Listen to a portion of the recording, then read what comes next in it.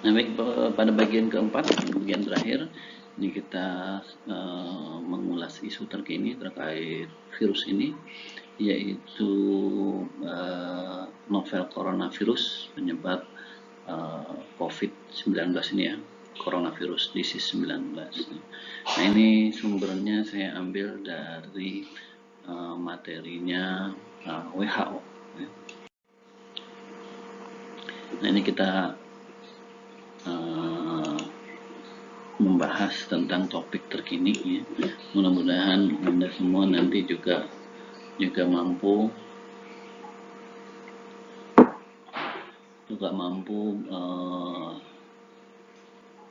menjelaskan kepada setidaknya orang-orang di sekitar Anda ya, agar lebih waspada lagi ya. Nah, apa itu novel coronavirus? Yaitu famili dari virus yang menyebabkan berbagai penyakit dari batuk pilek hingga penyakit yang lebih parah seperti, nah ini sekitar tahun berapa ya, 2012. Nah, ini rame yang disebut dengan Middle East Respiratory Syndrome atau MERS ya. Kemudian tahun 2003-an ini ada yang namanya SARS, Severe Acute Respiratory Syndrome ya. Dan juga ini SARS ini terjadi di Cina juga ya, sekitar 2003. Nah, kemudian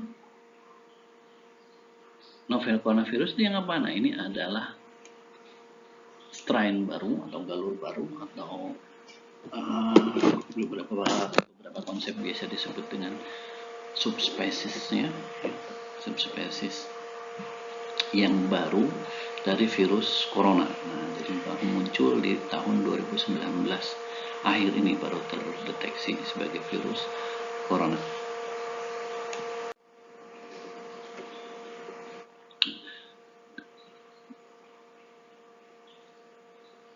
Jadi pada tanggal 31 Desember 2019 WHO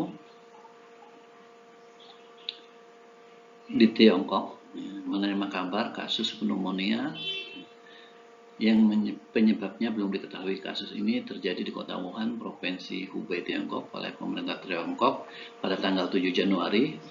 Suatu coronavirus baru berhasil diisolasi dan diidentifikasi sebagai virus penyebabnya.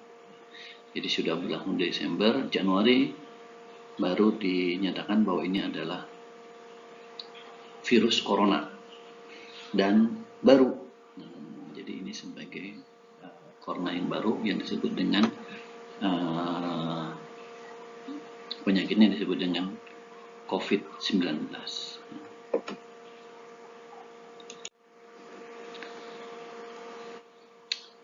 Apa yang perlu kita ketahui dari COVID-19? Jadi periode inkubasi diperkirakan, jadi para ilmuwan memperkirakan ini sekitar 1 sampai 25 hari. Nilai tengahnya atau mediannya itu 5 sampai 6 hari. Nah, jadi ini masih perkiraan. Sekarang juga dikabarkan mencapai 14 hari ya, dan belum ya, periodenya singkat tetapi impactnya besar ya. Penyebarannya luas, jadi berburu dengan waktu juga ini para ilmuwan ya. Nah, metode penularannya awalnya ini diperkirakan dari tetesan kecil cairan atau droplet yang disebarkan orang yang terkena, kontak dengan sekresi pernafasan pasien, kemudian permukaan atau peralatan yang terkontaminasi. Ini ya awalnya ya. Tapi kemudian belakangan baru-baru ini juga sepertinya dia yakini ini juga airborne ya. Jadi sudah bisa tertransmisi melalui udara gitu, khususnya yang berada di dekat penderita ya. Karena kan partikel virus itu kecil, melalui bersin bisa melayang di udara. Nah, ini bisa jadi macam-macam, melalui batuk atau bersin bisa melayang di udara dan sebagainya. Nah, bisa jadi seperti itu juga ya. Nah, tapi dari WHO yang saya terima sampai saat ini seperti ini ya. Nah, jadi belum ketemu saya yang model penyebaran terakhirnya seperti apa, ini belum ketemu ya. Kemudian penularan dari hewan dan dari orang ke orang. Nah, kalau dari hewan ya sepertinya sulit sekali ya, karena virus tadi kan ininya sempit ya. Rentang hostnya itu sempit, jadi tidak semua host itu bisa ini ya. Virus banyak di hewan, di tumbuhan, tapi tidak semua virus dari hewan atau dari tumbuhan bisa berkembang di manusia. Nah, ini penularan bisa dari hewan ataupun dari manusia ya. Jadi yang sekarang ini justru orang ke orang yang lebih berbahayanya. Nah, kemudian yang mengkhawatirkan dari virus ini karena sifatnya ini baru, jadi belum ada obat maupun vaksinnya. Nah, ini juga masih berburu sampai saya membuat materi ini masih saya belum menemukan, kecuali ada satu ini yang baru, katanya itu yang obat malaria itu ya, baru katanya ampuh.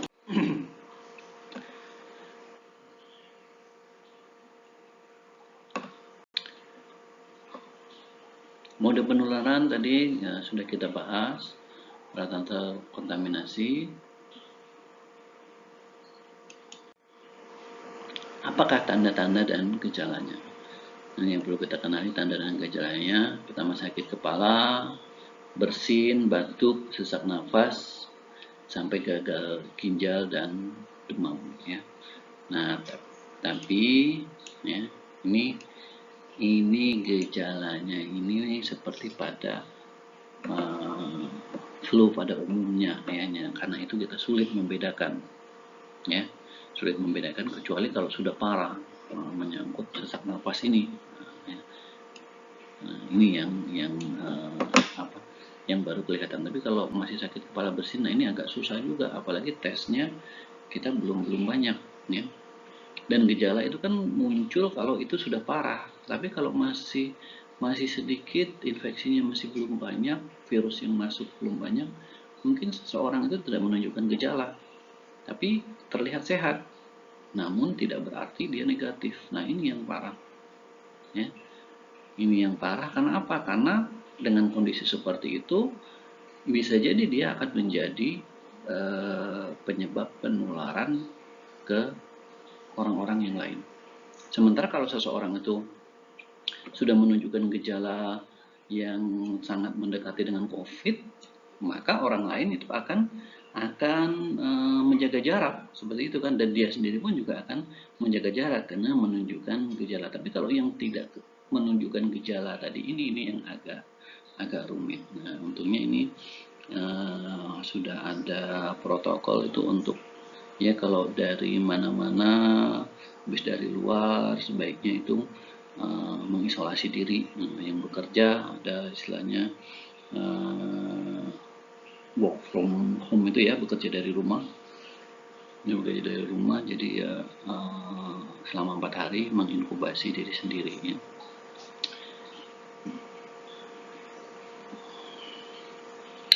Nah, biasanya dimulai dengan demam, kemudian batuk kering, setelah 1 pekan mengakibatkan sesak nafas. Tuh, setelah 1 pekan baru sesak nafas. Demam, batuk kering, baru sesak nafas.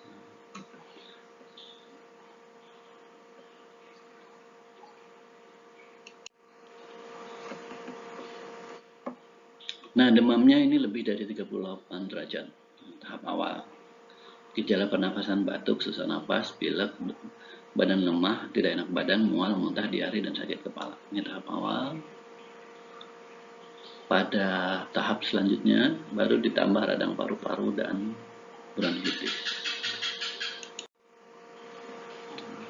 bagaimana kita untuk mendeteksi COVID supaya terbebas dari, ya supaya kita lebih waspada gitu ya, dan bisa melakukan upaya yang sepantasnya kalau memang dirasa perlu ya, maka secepatnya untuk memeriksakan diri. Sayangnya untuk kegiatan pemeriksaan itu juga kan terbatas dari tempatnya dan peralatan ya. Nah, jadi ini yang lebih susah, apalagi dengan geografis Indonesia yang sangat besar. Ini tidak semua semua wilayah bisa dijangkau melalui perawatan ini, dijangkau dengan cepat khususnya ya. Mungkin di beberapa daerah yang jauh perlu perjalanan yang lumayan juga. Nah, bagaimana kita mendeteksinya? Nah, ini ada beberapa tahapan yang dikeluarkan oleh Kementerian Kesehatan. Nah, jadi pertama kita lihat alurnya dulu, apakah kita pernah kontak dengan pasien yang positif. Jadi ini pasien positif ya. Kalau pasien gejala berarti bukan positif ya, karena kita akan tidak tahu orang batuk pilek ini apa. Jadi belum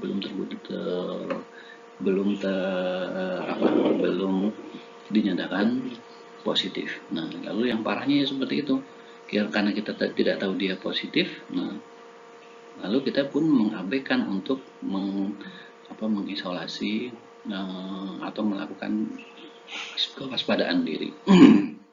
Ya. Jadi apabila kita kontak, nah, apabila iya, maka kita masuk ke sini, ya, kolom yang iya ini, yang merah. Apabila tidak, kita masuk ke kolom yang tidak. Ya. Kalau pernah kontak, kalau tidak pernah, nah, ambil yang sini. Ya. Tidak pernah, nah masih ada petunjuk selanjutnya, yaitu sedang atau pernah mengalami demam lebih dari 38 derajat, pilek, batuk, dan sesak nafas. Nah, ini demam, pilek, batuk, sesak nafas. Nah, ini menjadi pertanyaan selanjutnya apabila kita tidak pernah kontak ya. Apabila kita mengalami gejala ini ya, maka masuk ke periksakan diri ke dokter terdekat dan istirahat yang cukup ya. Jadi periksa ke dokter dulu, baru istirahat yang cukup. Kalau tidak, berarti tidak perlu ya. Berarti Anda bisa dikategorikan secara prosedural awal ini ya, atau deteksi awal ini, Anda bisa dikatakan sehat ya. Tapi kalau tadi awal Anda pernah kontak atau kita pernah kontak, nah ini masuk ke kolom yang ya. Kemudian ini langsung apabila kita mengalami gejalanya, masuk ke dalam yaitu langsung hubungi 119 ekstensi 9 ya, atau periksakan diri ke rumah sakit rujukan COVID. Jadi kalau pernah kontak, mengalami gejala, langsung rujuk ke rumah sakit atau kontak 119 ekstensi 9 ya. Tapi kalau tidak, kita pernah kontak tapi tidak menunjukkan gejala, maka karantina diri kurang lebih 14 hari. Ya, 14 hari setelah kontak. Ya, yang parahnya itu kalau kita ketemu atau berdekatan, entah karena sesuatu urusan ataupun hanya kebetulan gitu ya. Nah, kita kan nggak tahu dia positif atau tidak ya, karena kita di transportasi umum. Nah, itu kita tidak tahu, itu yang berbahayanya. Nah, kemudian tadi apabila tidak pun ya, tidak pernah kontak dan tidak menunjukkan gejala, kita inkubasi diri sendiri selama 14 hari ya. Dan setelah diinkubasi tadi, apakah kita menunjukkan gejala? Bila tidak, berarti kita sehat. Tapi kalau kemudian setelah kita inkubasi 14 hari itu kita menunjukkan gejala, maka kita juga perlu menghubungi 119 ini ya. Nah, ini kenapa COVID ini berbahaya? Bukankah batuk pilek itu udah biasa rancakai tiap musim hujannya kalau. Nah, tapi pada kasus COVID ini serangannya itu hampir di seluruh paru-paru ya. Sementara kalau pneumonia sebelum-sebelumnya itu mungkin hanya beberapa bagian dari paru-paru, itu juga sudah menyebabkan gangguan pada penderita. Nah, kalau COVID ini bisa menyerang ke seluruh paru-paru sehingga alveola itu bisa tertutup lendir dan akan menutupi atau mencegah pertukaran gas saat respirasi, di mana seharusnya oksigen itu dipertukarkan dengan CO2 yang dibawa darah dari aktivitas respirasi manusia, ya. Tapi karena alveolanya tadi tertutup oleh lendir, nah ini tidak bisa melakukan pertukaran gas. Nah, inilah mungkin yang menyebabkan sesak napas. Ya, ini dari beberapa sumber yang saya temukan gitu ya, tapi ya kebenaran mutlak ya punya Allah. Mudah-mudahan kita selalu dilindungi terhadap bencana ini. Ya, baik, terima kasih untuk perkuliahan topik ini. Assalamualaikum warahmatullahi wabarakatuh.